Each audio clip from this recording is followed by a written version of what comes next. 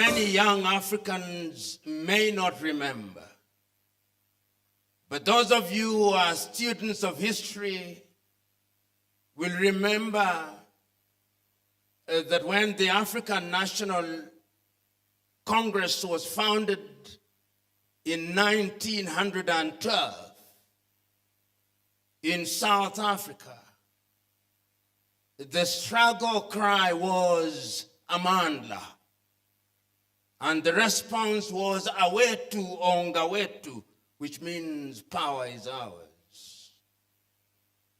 Much later in the 1960s,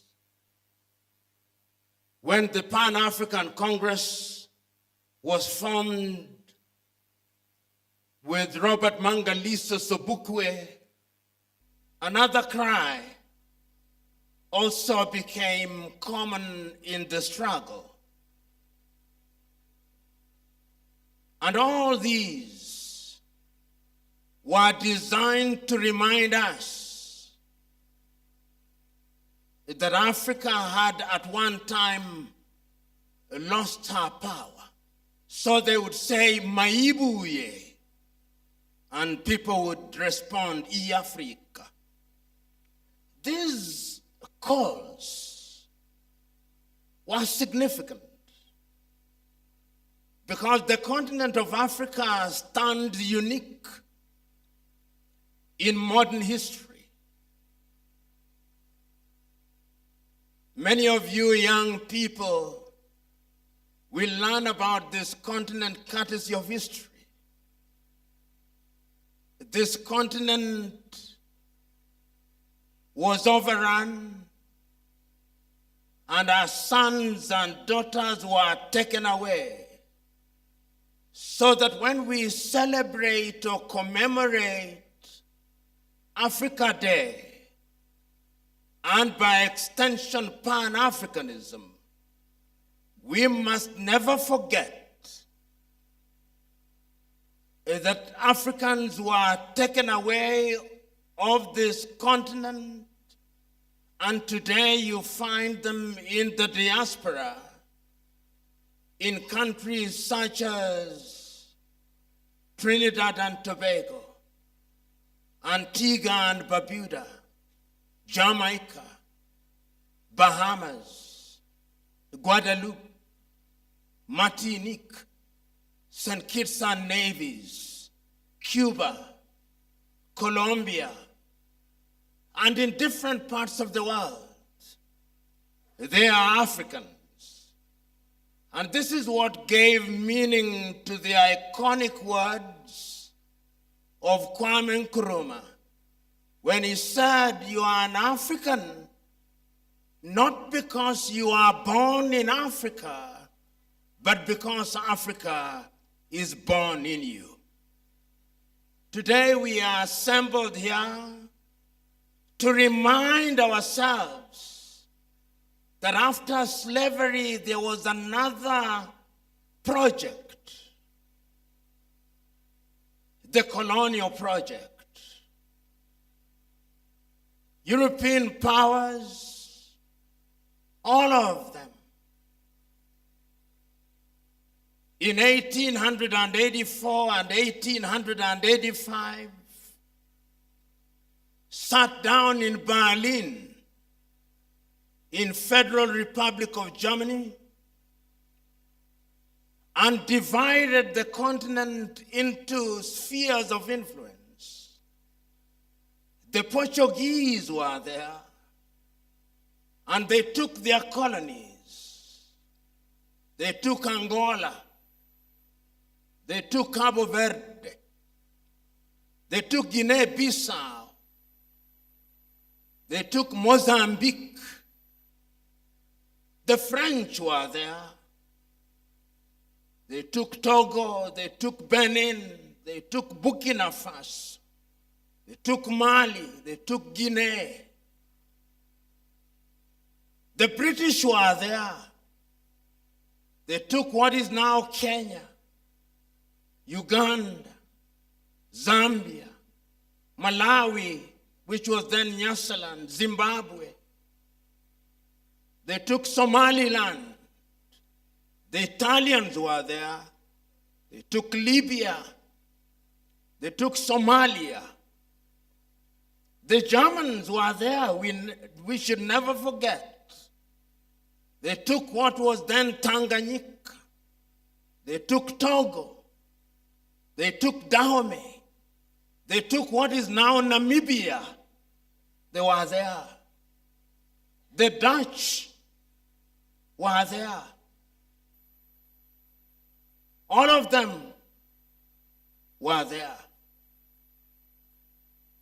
And Adekeye Adebayo, one of the great African writers, writes a book, The Curse of Berlin, in which he looks at the continent of Africa and looks at her after Berlin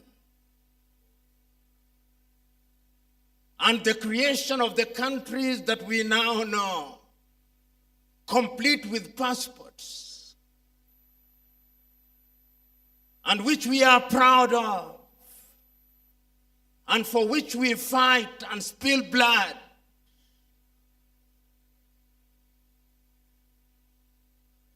But even during those difficult days, when the continent of Africa was under colonial domination, the desire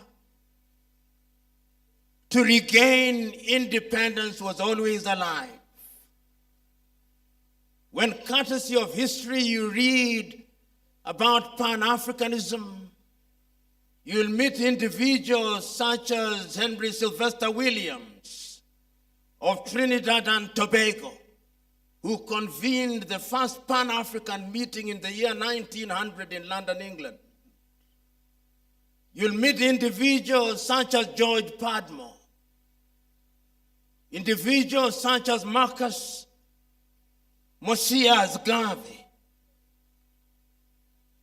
They were thinking about liberating the continent of Africa not only from the chains of slavery, but colonization. Indeed, it can be argued that aside from Ethiopia, which was never successfully dominated, and Liberia, which became a settlement for freed slaves under the Monroe Doctrine, the rest of the continent of Africa was under colonial tutelage. And the spirit of pan-Africanism that was planted in 1900s by our kith and kin who had been enslaved became the basis of organized struggle for independence. It left the Caribbean and came to the United States of America, where great men such as W.E.B. Du Bois, sometimes referred to as the father of modern day Pan-Africanism, were in the forefront of the struggle for liberation of black people. Those of you who are South Africans will have heard of a great South African who at age 27 was a student at the University of Columbia and delivered one of the most iconic speeches ever delivered on Africa, Pixley Kaisaka Seme, one of the founders of the African National Congress. And I urge you to go and read his speech delivered in the month of April 1906, the regeneration of Africa. The spirit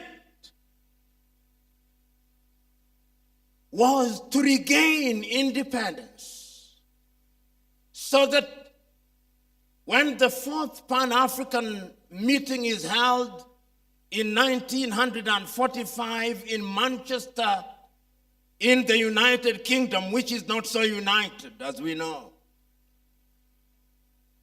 Africans are there Kwame Nkrumah is there. Nigeria's Obafemi Awolowo is there. Kenya's Jomo Kenyatta is present in Manchester. And the struggle to regain independence starts in earnest. It is a struggle. But we must never forget that even when we talk about independence in the 1940s, at the beginning, there were rebellions. There was resistance. Who amongst you here will not remember Shaka of the Zulu? Who among you here will forget Mukwawa of the Hehe and the Maji Maji rebellion? Who among you here will not remember Dedan Kimathi Washiuri and Mau Mau? Who amongst you here will not remember Hari Thuku? The resistance was there. Those of you who are from Uganda, you will remember Kabarega of the Bunyoro Kitara and many great individuals.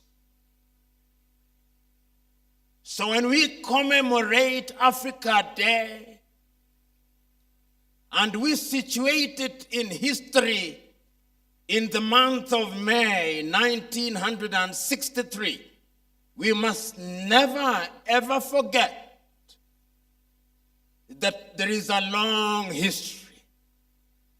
Students of history will remember a great Congolese, V.Y. Mudimbe, who passed on just a few months ago, and his two iconic books defining Africa.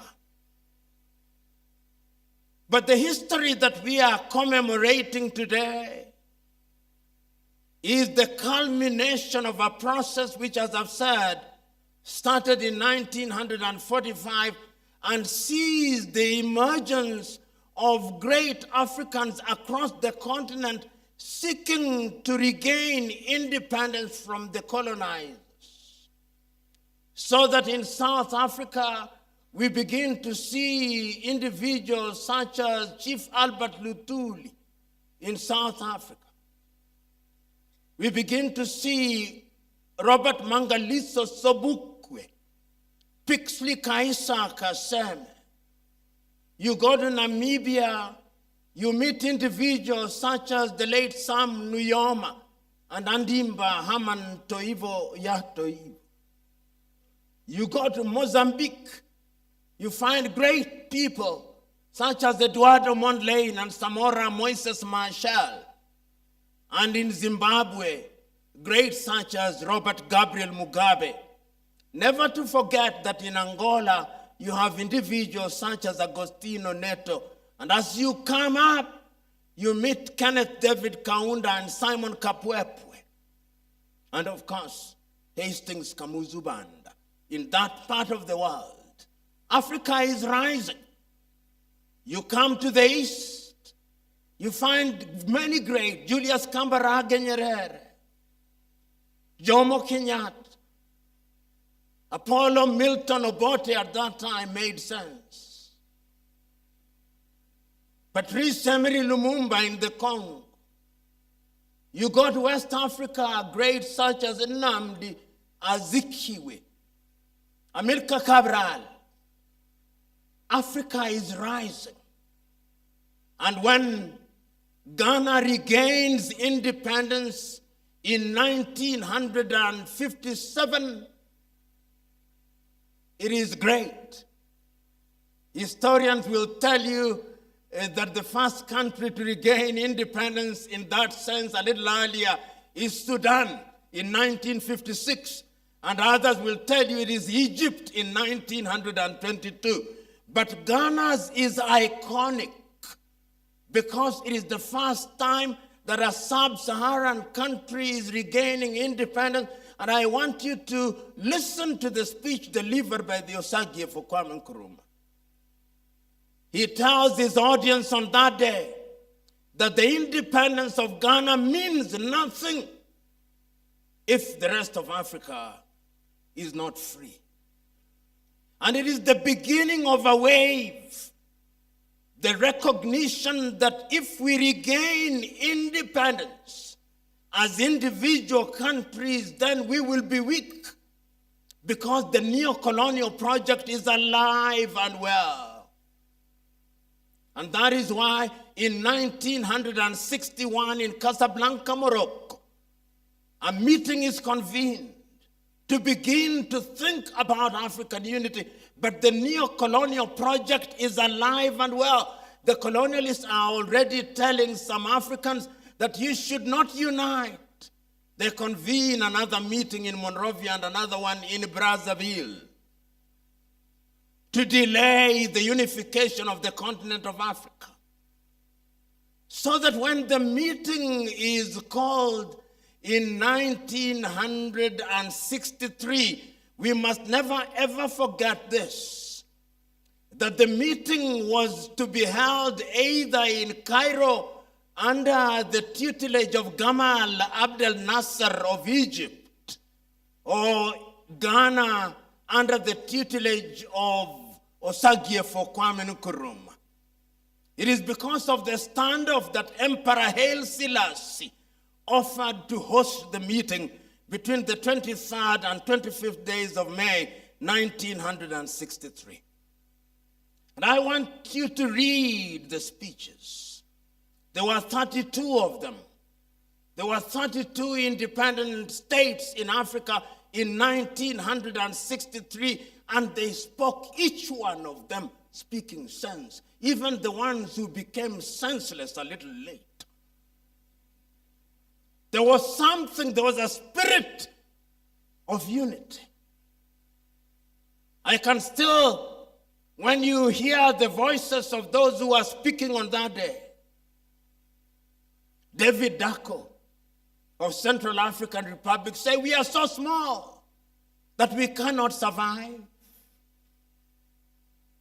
Julius Nyerere says, we have not come here to remind ourselves of how significant unity is. We want unity as the only way to immunize ourselves against the diabolical machinations of the erstwhile colonial powers.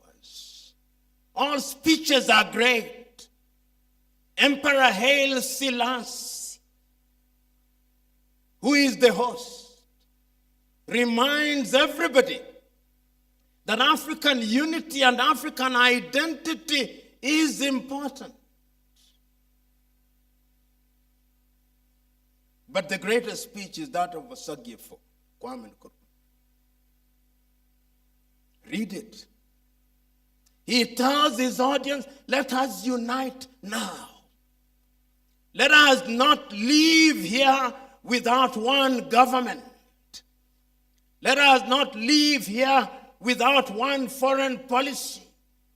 Let us not leave here without one army. Because if we delay, we are going to be divided. They listened to him not. And that is how we end up with the Organization of African Unity rather than the United States of Africa. But at the same time, something is also happening with our kith and kin in the diaspora. The African Americans, then called the Negroes, are also rising. They want independence. Great individuals such as John Henry Clark are saying it is not enough to say black is beautiful. If black is beautiful and it is not powerful, then it means nothing, John Henry Clark is saying. Martin Luther King Jr. is delivering his iconic speech at the Lincoln Memorial. 250,000 people listening to him, telling the people that he has a dream. Malcolm X is speaking Sylvester Williams in Trinidad and Tobago. Africans are rising. The spirit is back. People want independence. They want freedom, which had been taken away so very rudely from them. It is Frantz Fanon who says that the process of enslavement and colonization was also a humiliating and dehumanizing process. Nkrumah leaves Addis Ababa disappointed. But 25th day of May becomes Africa Day. We are celebrating it 5 days ahead of time. On the 25th, it will be 62 years since the founding of the OAU, whose contribution must never be downplayed, because with the headquarters of the liberation movement in Dar es Salaam, that is how Southern Africa was liberated. It is because of that we hear iconic voices crying for freedom across the continent of Africa. So we are gathered here this morning to commemorate and to remind ourselves that the work is incomplete. It is incomplete because we are still prisoners of inherited boundaries. It is incomplete because we are still controlled from the metropoles. It is incomplete because, as Kwame Nkrumah used to say, it is easy to liberate ourselves politically. It is easy to liberate ourselves politically, but it's a lot more difficult to liberate ourselves culturally and mentally. So here we are, reminding ourselves that we must undergo what our own Ngugi wa Thiong'o calls decolonization of the mind. Remember, when the colonialists came, they told us that everything about us was wrong. They told our women, straighten your hair, bleach your skin, abandon your nails. They told us, and we believed them. They told us that our names were not good. So they told us that when you are a Christian, you must adopt a name which is essentially English or French. But they told us it's Christian. The impact is great and alive and well. They even told us that our languages are bad. That's why I'm addressing you in a foreign tongue.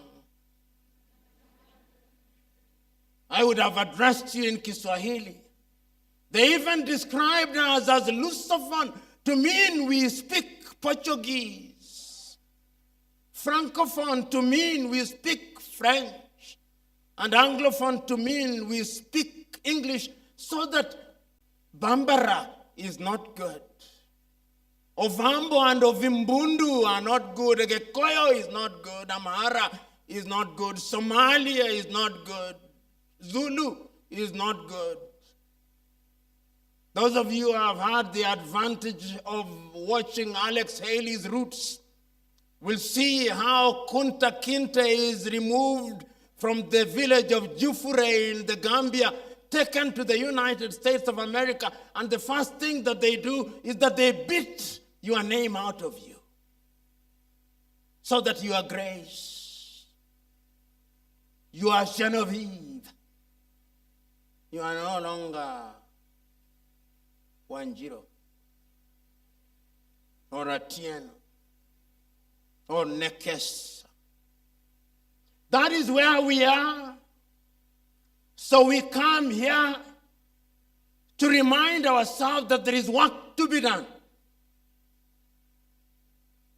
In 1965, when the USIU-Africa convenes a meeting in Accra, Ghana, he thought that on that day, African leaders would actually accept that we be united. But speaking on the 6th day of March 1997, on the 40th anniversary of the independence of Ghana in Accra, Ghana, Mwalimu Nyerere, who himself had liked a slow process, say, we owe Kwame Nkrumah an apology. Because now we in the leadership have become so used to being called excellencies. We've become so addicted to motorcades. We've become so addicted to being ministers that it's not easy to unite us. And the Neocolonial project was alive and well. 1 year later, the USIU himself had been overthrown. And a little earlier, they had killed Patrice Emery Lumumba in the Democratic Republic of Congo. 2 years later, in 1963, they had killed Sylvanus Olympio in Togo. They are killing. So we are here to remind ourselves that we have an enemy that is alive and well. An enemy whose desire is that Africa remains disunited and weak, so that she can be manipulated. So that occasionally, when the spirit of true revolution comes, they are eliminated. That is how they eliminated Amilcar Cabral Abel Jassy of Guinea-Bissau. That is how they eliminated Thomas Sankara in Burkina Faso. That is why they want to eliminate Traoré and many others. That is why they are sponsoring insurgency in Burkina, in Mali, in Chad, in Guinea, in northern Nigeria. They are alive and well. And if you ever doubted me, only listen to them, listen to them. Listen to the French president and you know. Listen to the prime minister of the not so United Kingdom.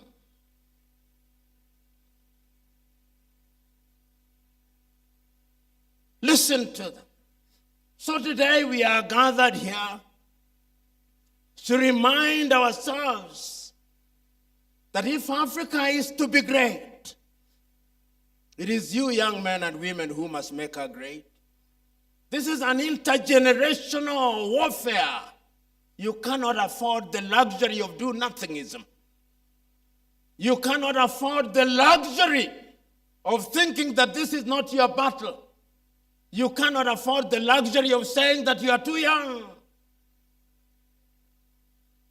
You are not young. You are the right age. You cannot afford the luxury of saying that you must graduate.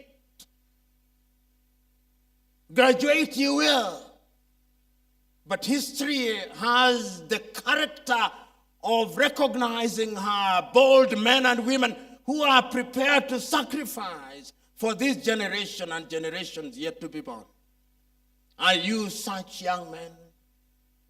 If you go to South Africa, you'll meet young people who died in their prime because they wanted independence. Who among you here will forget Tirongo Potts and Solomon Mahlang? Who among you here will forget them? So we are here to remind ourselves that there is work to be done.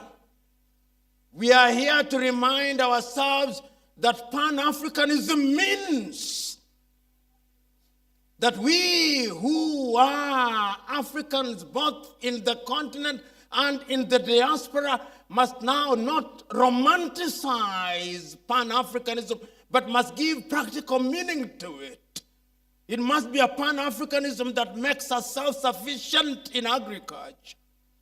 It must be a pan-Africanism that allows us to have peace and quiet and tranquility. It must be a pan-Africanism that allows us to earn the dividends of the fourth and fifth industrial revolution and artificial intelligence. It must be the pan-Africanism that does not allow our young men and women to go into latter-day slavery in the Arab world. It must not be the pan-Africanism that allows our young men and women to be humiliated at the embassies or Western countries when our young men and women in search of greener pastures are just going to flip hamburger and work at McDonald's in Europe and America. It must be a different pan-Africanism. The choice is yours. So let us commemorate, but let it also be a charge that from today henceforth we are going to change the continent of Africa.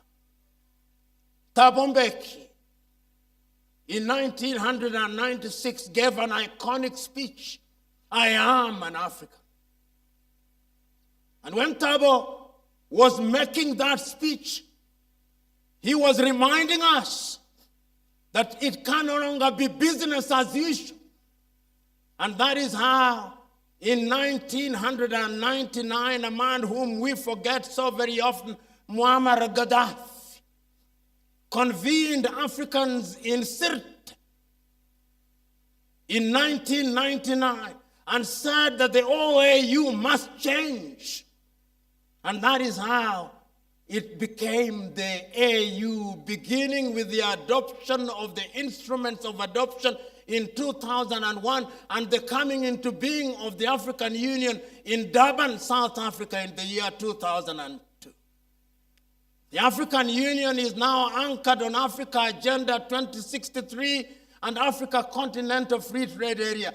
And it is not lost on me that in the year 2013, when we were adopting Agenda 2063, the then chair of the African Union, Nkosazana Dlamini Zuma of South Africa, wrote a letter to Kwame Nkrumah, in which he said, in part, that we apologize to you, Osagifo. What you could see then is what has become true. So, ladies and gentlemen, so fellow Africans present in this assembly and Africans of goodwill and friends of goodwill, when you leave here, let it not be that you have just been part of a jamboree. When you leave here, go and search your souls. When you go to Cameroon, in Ambazonia, ask yourself what you can do. When you go to Ouagadougou, ask what you can do. When you go to N'Djamena in Chad or Hargeisa in Somaliland, ask what you can do. Because, as one Kenyan said in 1967, many times we in Africa are looking for a Moses with a rod and staff to part our Red Seas, to call pillars of fire, to hit rocks that water may come out, to summon manna from heaven. There is no such Moses. You are the Moses. Thomas Joseph Mboya said in 1967, we are waiting for a Superman. There is no Superman. There is no superwoman. We are the superwomen and supermen. So today, if you came here as a coward, please leave as a man and woman of courage. Cowards die many times. I'm not asking any of you to be suicidal. I'm asking you to be courageous as we commemorate Africa Day. This battle is intergenerational. Play your part, Mwalimu Nyerere said. Play your part. Your children will play their part. Their children's children will play their part. And in the fullness of time, this mother continent will regain her lost lust. So when I look at Africa, I look forward to the day when from Cape Town in South Africa, on my way to Cairo, through Windhoek, through Lusaka, through Lilongwe, through Nairobi, through Dodoma to Bujumbura and Kigali and Juba and Khartoum, there will be no passport. I look forward to that day.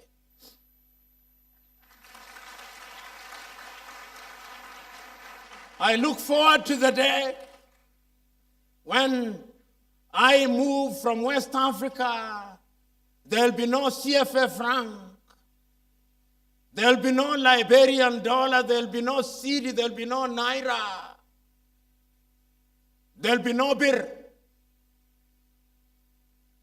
There will be no shilling. There will be no kwanza in Angola. There will be no metikaish in Mozambique. There will be no rand. There will only be one currency.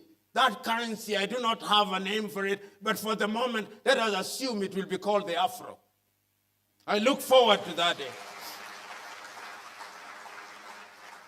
I look forward to the day when there will be no borders at which there are tariff and non-tariff barriers. I look forward to that day when I'll have a bus ride from Dakar in Senegal to Djibouti. I look forward to that day when I'll have a bus ride from Asmara to Luanda in Angola. It can be done. It must be done. And it is you who will do it. That is why we are celebrating Africa Day, and that is why I say Amandla. And that is why I say Maibuye, Africa. God bless you.